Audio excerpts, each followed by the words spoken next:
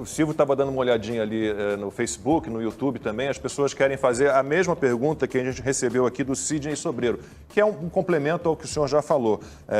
O que o Congresso tem feito para reprimir a atuação de facções criminosas nos estados? O que o Congresso pode fazer e tem feito? A nossa obrigação é alterar a legislação.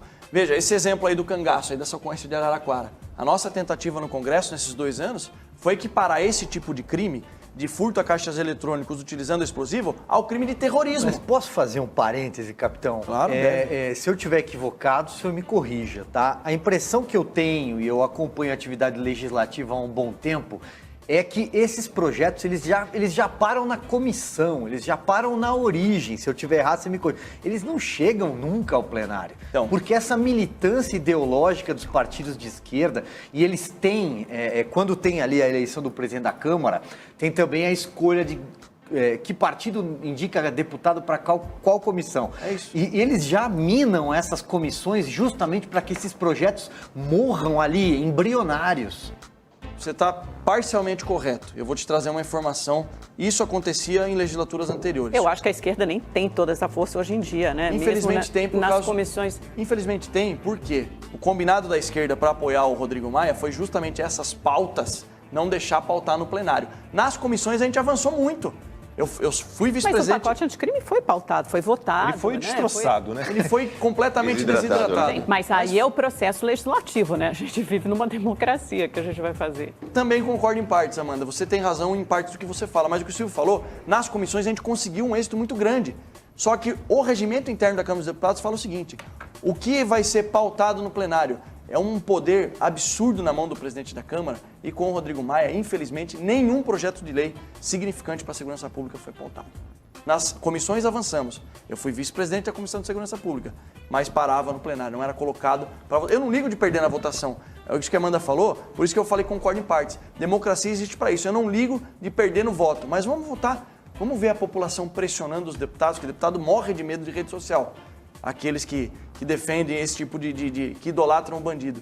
Eu não ligo de perder no voto, mas infelizmente nem no plenário esses projetos chegam a ser analisados. Diógenes, e você, de que maneira reage? Por exemplo, tivemos nas últimas eleições para governo do estado no Rio uma candidata dizendo que o assalto ele é legítimo, porque o assaltante tem o direito a ter o que você tem e ele não teve condições de ter. É mais ou menos a história de todo bandido é uma vítima da sociedade. Eu vejo assim como uma definição, uma palavra para definir isso é uma hipocrisia, né? Nós somos um país muito desigual, a Covid-19 mostrou o tamanho da nossa desigualdade e eu acho que até um pouco por conta disso, as pessoas acabam confundindo uma coisa com outra, né? Por exemplo, na medida que o capitão Derrite citou aqui a questão de não subir numa favela, né? Nós estamos prejudicando as pessoas que moram lá, porque a esmagadora maioria das pessoas que moram numa comunidade é gente de bem. É gente que acorda cedo, pega 3 ônibus para trabalhar, pega mais 3 ônibus para voltar para casa. E não é refém da polícia, é refém de traficantes. É refém desses criminosos. Né? Então esse é um aspecto que causa muita estranheza para nós. E eu queria também deixar registrado aqui um fato emblemático, né? Quando o capitão Derrite, deputado, citou aqui essa questão da soltura de presos, né? Do CNJ.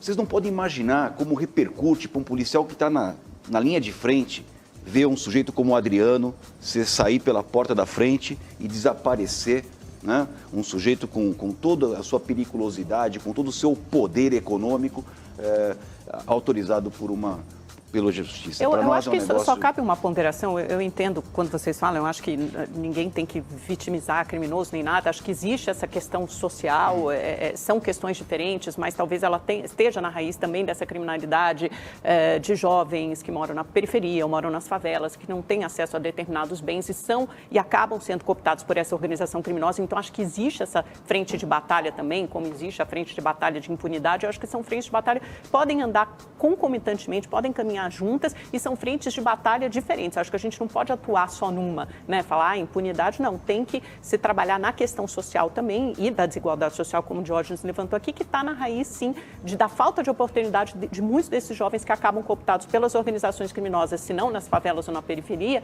mas depois nos presídios. E também tem que se endereçar a questão da violência da polícia, porque muitos jovens desses morros e crianças acabam mortos em confronto entre policiais e bandidos e muitas vezes por armas de policiais, né, como a menina Ágata e mil outras aqui que a gente recorda no Rio de Janeiro. Eu nunca vi um estudo, Amanda, até hoje, que relaciona a pobreza com criminalidade, né? Ou seja, a pobreza gera criminalidade. Mas eu posso dizer, como policial que fui durante 30 anos, que se nós tivéssemos um país um pouquinho mais igual, ou um pouquinho menos desigual, acho que muitas crianças optariam por seguir um caminho da honestidade, da decência, de ser um trabalhador correto, do que migrar, Mas tá pender aí, para é o exatamente crime. isso, é exatamente E também isso. admito que nós tenhamos, obviamente, numa instituição, né, falando da minha polícia militar, com 83 mil homens na ativa, né, pessoas que têm desvios de conduta. Então isso acontece também. Mas vejo eu que... E acontece em qualquer classe eu social, vejo que né? é muito factível, como você Sim, disse, é uma questão de índole, caminhar eu nas também duas concordo frentes, com o sabe? Jorge, é uma Caminhar questão de nas duas índole. frentes. Trabalhar na parte social para a gente diminuir esse interesse ou essa falta de esperança de um jovem seguir o caminho do bem, seguir o caminho da ordem, do trabalho e não se iludir pelo caminho do crime, porque esse caminho do crime só tem dois destinos. Ou ele vai ser morto ou ele vai ser preso. Esse é o caminho de qualquer criminoso. Na minha visão, na minha experiência, é apenas uma questão de tempo.